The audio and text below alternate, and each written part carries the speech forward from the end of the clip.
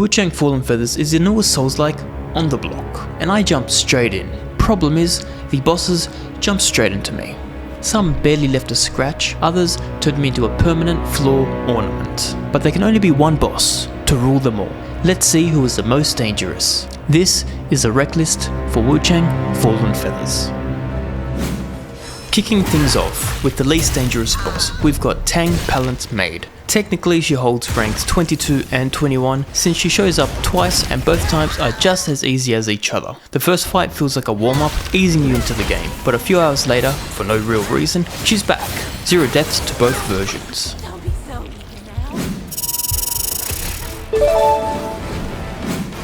At rank 20, we have Feathered Priest Lu Bingzhang. Big axe, go boom. He's nice and easy to stagger, plus if you dodge his grapple move, you get a free charge attack to deal some critical damage. 0 deaths.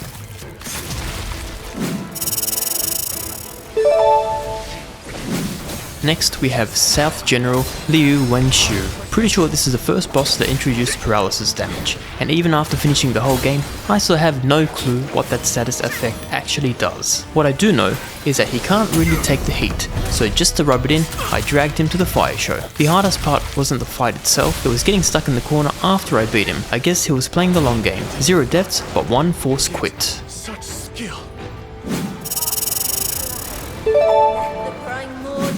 The final boss with 0 deaths is both Magus. Magic must be her middle name because she spends most of the fight casting spells, and for some reason you can't even damage her while she's doing it. What a hacker. But once she's actually vulnerable, she's pretty easy to bully.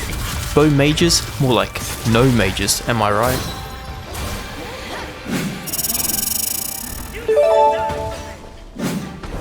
Now we're onto the bosses that actually killed me. First to crack me was Master Raider Man-Eating Dhutanga. With a name like that you'd expect pure nightmare fuel, but luckily I am no man. Take that, you nasty Nazgul. I fought him back when the get up mechanic was painfully slow, so if he knocked you down, you were face planting long enough to grow crops.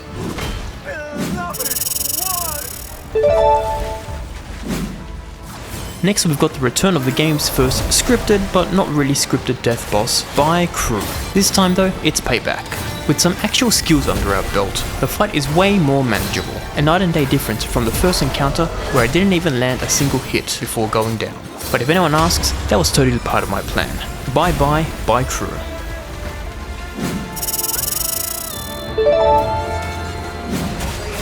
And the last boss to kill me once was the Nightmare Demon. Basically a beefed up version of the Madness Demon you fight when your sanity meter explodes. She's fast and easy to stagger, but for some reason charged backstabs don't work on her. Luckily my Lightning Strike spell was perfect for closing the gap and knocking her down flat for some free damage. Her Cannonball Axe was the most vicious part of the fight. That thing nearly ended me more than a couple times. By the end I crushed her so hard she kinda gave up and let me end her suffering.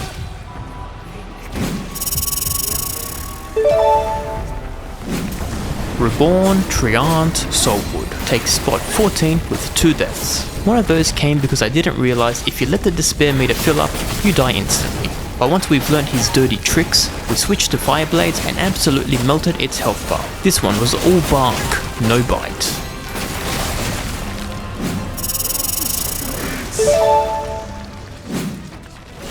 Still sitting at 2 deaths, we move on to the Blightweaver Great Centipede. This thing felt like it was chewing through my swings like snacks. I swear I was doing no damage at all. Pro tip, don't be stupid like me. Put the purple camellia on your quick menu so you're not fumbling through your inventory for 5 minutes when you're eventually poisoned. Luckily, despite the size and the creep factor, it's a pretty slow boss, so spamming attacks eventually cracks it open for a critical and the win.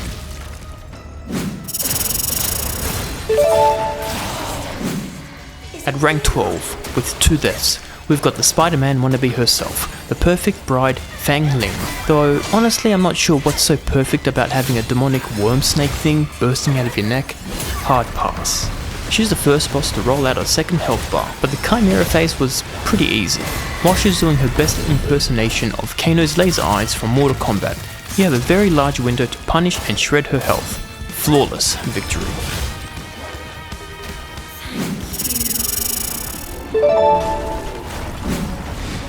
And And the final boss with 2 kills on us is the Reborn and Dragon Emperor's Youjin's Obsession. I have a fairly clean first phase against the boss where I don't even use a single health phase. Leech really comes in handy in this fight. In phase 2, they get a huge fancy rock that not only lets him cast magic, but also absorb magic spells that I dish out. It also gives him the power to use the more OP version of Leech. But even with these hacks, the Emperor is no match for the new king in town.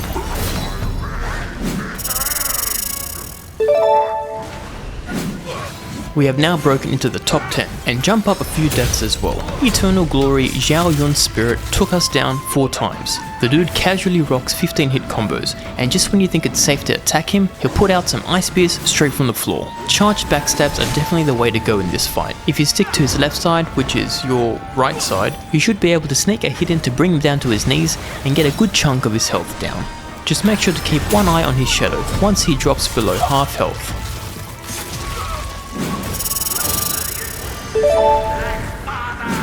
We are now on 5 deaths, and the one to take that glory is the final boss of the game, Feathery Ambition Zhang. This boss wasn't too bad. Their attacks are very easy to telegraph, but the range of his wing attacks did get me off guard a few times. Even when you think you're at a safe distance, just take a few extra steps back.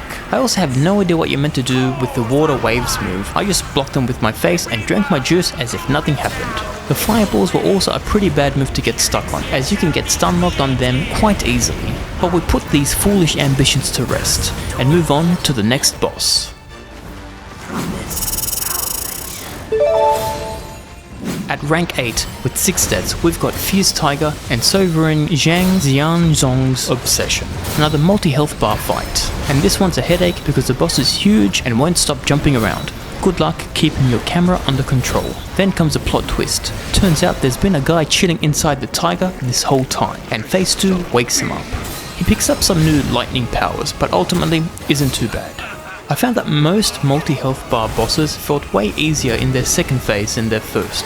Or maybe I was just so locked in that nothing could touch me. I'll let you be the one to decide which.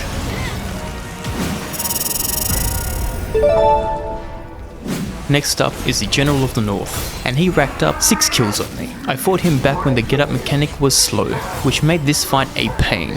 For a big guy, he's got some moves.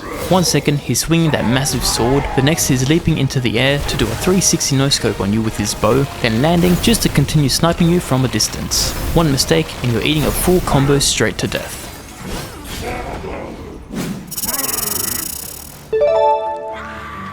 With 7 deaths, Gluttonous Monstrosity Hongliu takes 6th spot. She's basically a skeleton bird thing stuffed inside a woman's body, and it's as unsettling as it sounds. I was rocking the twin blades in this fight, and it was probably to my own detriment. I was constantly trying to squeeze just one more hit, but would get hit harder in return. The blood spitting move she does was the best time to go in with my guns blazing combos, and it's probably the only reason why I beat this boss.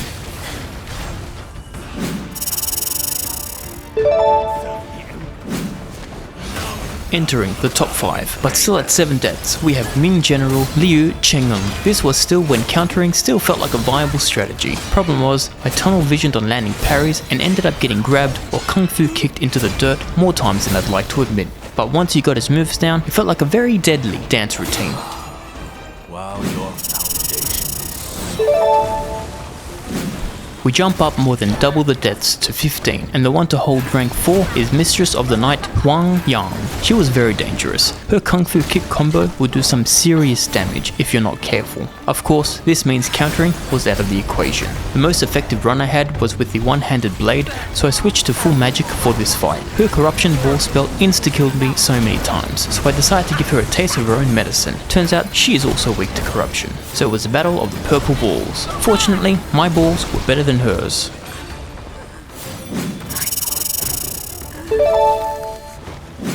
The top 3 is here, and 3rd place goes to Commander Honglan with 19 deaths. This was the first true test in Wuchang Fallen Feathers, and let's just say I failed a lot. It wasn't until I was recommended to try to counter her moves that I started to get some success, and the magic jump strike spell was a nice complement to the counters when she'd be too far away from me. Out of all the fights, the slow get up mechanic was felt heaviest on this fight, as she would perfectly time her attacks just as I'm getting up, and would do this over and over and over. This fight reminded me a bit of the Millennia fight from Elden Ring, with the discount waterfowl dance move, but even though I won the fight, I still lost to her in the cutscene. Gotta love when that happens.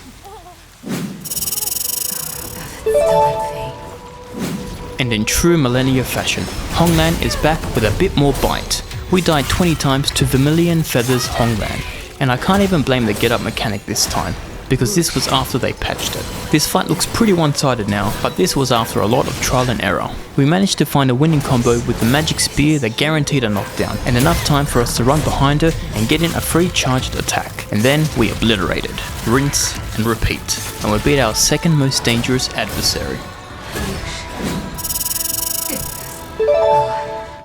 Now before we move to the top spot, I have to give a dishonorable mention to Demon of Obsession.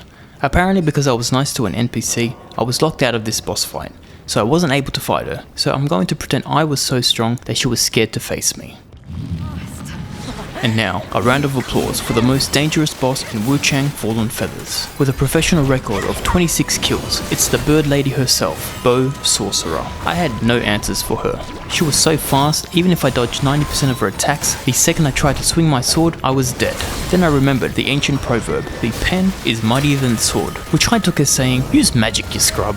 With the blight spell, I was able to shave off 20% of her health for free, and from there, it became all about patience. Dodge everything, punish nothing. Just survive. And thanks to the passive feather regen buff from the one-handed sword skill, we had enough Skyborn might to blast spells from a safe distance, especially useful when she'd fly up high in the sky. After 2 hours and countless attempts, even though we did count the attempts, we finally did it. We beat Bo Sorcerer, and that wraps up the Wrecklist for Wuchang Fallen Feathers.